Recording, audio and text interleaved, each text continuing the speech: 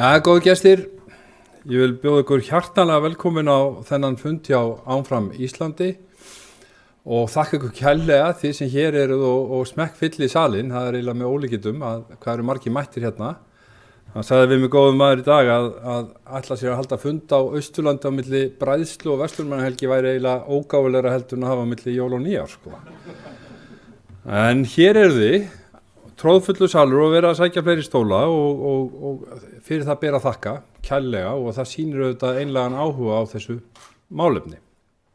Einnig vil ég bjóða þau velkomin sem eru að fylgjast með þessu á netinu og bjóða ykkur hjartanlega velkomin á Austurland og til Egilsstaða, en við erum stödd hér á Hótel Berjæja á Egilsstöðum með þennan fund. Nú, ég heiti Hilmar Gunnlaugsson og mér var auðvitað sá heiður að vera hér fundastjóri í dag og þó að kannski sumi fundamanna hér inni þekki mig, þá segi ég nú knúin til þess að kynna mig þar sem að mér skilst að sé svo rosalega mikið áhorf á þessa fundi á netinu. Ég hef svona sem lögmaður einkum sérhæft mig í orkurétti. Ég líka eins og margir á Austurlandi í ýmsu öðru og ég rek hér fasteignasölu, eigandi fasteignasöluna inni. Og þá hef ég, eins og blessunarlega margir aðrir hér á Austurlandi og annars staðar á Íslandi, haft mikla þörf fyrir að standa í ýmiss konar nýsköpun.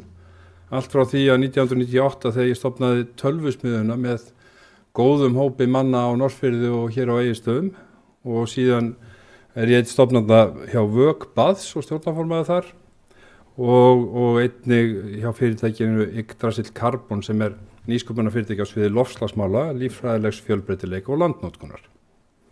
En ég stend hér því ég tel okkur Íslendinga eiga gríðarleg tækifæri sem auðlindarík þjóð.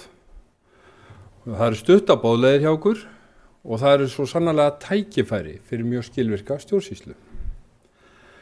Ég vissulega einn þeirra sem myndi alveg vilja sjá vexti og verðlag lægra og minni breytingar heldur en við þekkjum og þar getum við bætt okkar aðstæður, en þrátt fyrir þá stöðu skulum við þó hafa í huga að á síðustu rúmlega 100 árunum hefur engin þjóð í Evrópu upplifað önnur eins lífsgæða eða hvað lífsgæða okkar hafa batnað mikið. Nú ég stend auðvitað hér af því ég tel hagsmuni okkar frekar ólíka hagsmuni margra annarra og ekki síst út af staðsetningu okkar. Við þurfum samfélög sem virða lög og reglu beggja megin Atlantshafsins og víðar í heiminum með því að skipta og við þurfum að geta hagað okkar hagsmunabaráttu í samræmi við okkar stöðu. En nóg það, hvað Áfram Ísland? Þetta grasrótarhreyfing og þetta svo sannarlega orðin fjöldahreyfing.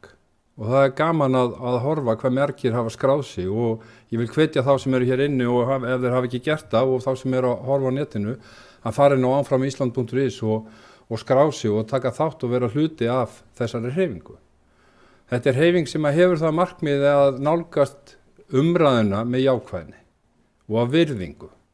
Þannig að auðvitað hafa menn skipta skoðanir og það afskaplega mikilvægt atriði. Og líklega segi ég bara fyrir mitt leyti, það mjög auðvelt að samsama sig með slíkri nálgun og veitir ekki af í þeirri umpólun sem oft í umræðunni. Nú, markmiðið hjá hreyfingunni að standa fyrir málefnalegri og efnisríkri umræðu það sem við ætlum að kjósa 29. ágúst. Og það auðvitað svo að þó að það hafi aðrir ýtt á bjölluna og hlaupið kannski stundum sumi hverjir í burtu, þá verður einhver að standa eftir og taka umræðuna og reyna að hafa hana málefnalega. Þannig ég hveti ykkur öll til þess að skoða heimasíðuna og að fylgjast með þessum fundum. Og þetta svo sannarlega grasrótarhreyfing, vegna þess að hér í dag munu 4 Austfirðingar koma og flytja okkur erindi þetta málefni og þeirra sýn. Og ég hef ekki hugmynd hvernig þau ætla og hvað þau ætla að segja, vegna þess að þetta einfaldlega bara við erum hérna að tjá okkur og skiptast á rökræðum þetta. En mér langar áður en ég fer á hleypið í ræðumennunum að segja ykkur frá því að ég þekki gamlan sérvitring sem að svona gerir sér það til dundus að skrifa smá blaðagreinar og hefur gert það í 60 ár. Ég hef reyndar aðeins séð eina þeirra, en flestar hafa þær farið í ruslafötuna, ein og ein í möppu og engin verið birt, þangað til núna. Og ég ætla að fá að lesa, þetta stutt grein, ég ætla að fá að lesa hana fyrir ykkur. Og hún heitir einfaldlega árið 2708 og hugleiðingar væntanlegan þessa aðild að Evrópusambandinu. Og það segir: Kæri landi, ert þú farin að hugsa stöðu Íslands árið 2708? Ég fæddur í miðri heimsstyrjöldinni nr. 2. Elsti maður sem ég spjallaði við þegar ég var ungur var fæddur árið 1880. Afi minn var fæddur 1884. Þessi menn fæddust báðir í ófrjálsu landi og líka illa, en lifðu það þó að sjá það að losna úr ánauðinni. Ég hef hlustað á marga vitra og góða menn ævina. Árið 1262 til 64 skrifuðu Íslendingar Noregskonungi bréfkorn og báðum hann að taka við stjórn Hólmars. Það var auðsótt mál. Þá var gamli sáttmáli til og við orðnir skattbyrjar annarra þjóðar og voru það næstu 682 árin. Og þótti ekki alltaf gott. Nú stjórnar landinu okkar aðrir sturlungar en Íslendinga þó og vilja prófa að senda annað bréf til útlanda með beiðnum stjórnur og aðstoð, mögulega bóðum að éta ögn af okkar diskum og líklega stjórna hér sem mestu. Ef þessi ósku okkar verður samþykkt og færi eins og fyrra aðstoðarafkallið og við vildum mögulega losna frá samningnum, yrði það þá eftir 682 ár eða árið 2708. Og ég segi, og ég vil nú bara biðjast afsökunar strax, en þessi maður tala nú skýrt: Nei, éttan sjálfur. Ég veit hvað ég hef en ekki hvað ég fæ. Gömlu sporin hræða og hollt heima hvað.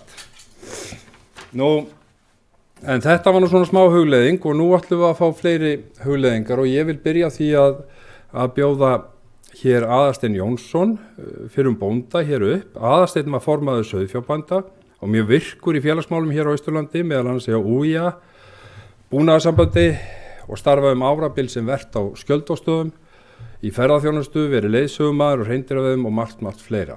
Aðarsteinn, gjörðu svo vel. Fyrir þetta, Herdís, og ég tek svo hjartalega undir þetta sem kom fram hjá þér að þetta snýst ekki það að við séum eitthvað á móti Evrópusambandinu, og það einmitt það sem svo gott og jákvætt við þennan hóp, að mann að koma til samtals með málefnalegum hætti og af virðingu. Og það fullkomlega skiljanlegt að menn hafi mismunandi skoðanir, en þetta skiptir okkur máli og megi framhald verða á. Ég vil þakka ykkur kærlega fyrir að koma hérna. Það sem að ég sagði ykkur aðeins af sérvitring sem ég þekkti hérna upp að, þá kann ég nú ekki við annað en að segja ykkur aðeins frá því hver það þó sumir hafi eflaust geta giskað á það.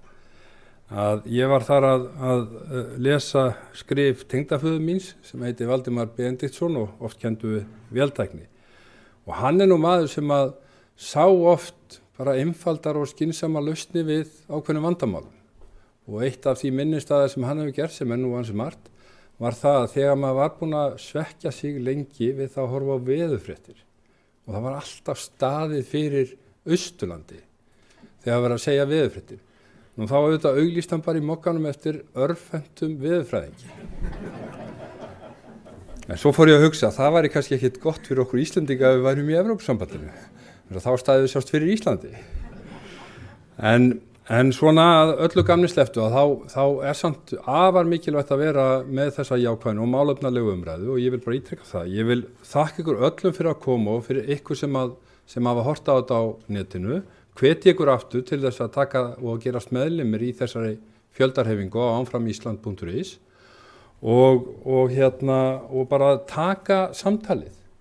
Ég meina og að mikilvægt að hvernig sem að fer að við þurfum að passa okkur á því að þetta sé þannig að við séum ekki sundurslitinn þjóð eftir það. Tökum samtalið og af virðingu og jákvæðni og þá komumst við að farsælli niðurstöðu. Ég vil þakka ykkur öllum fyrir aftur og segi þessum fundi lokið. Takk.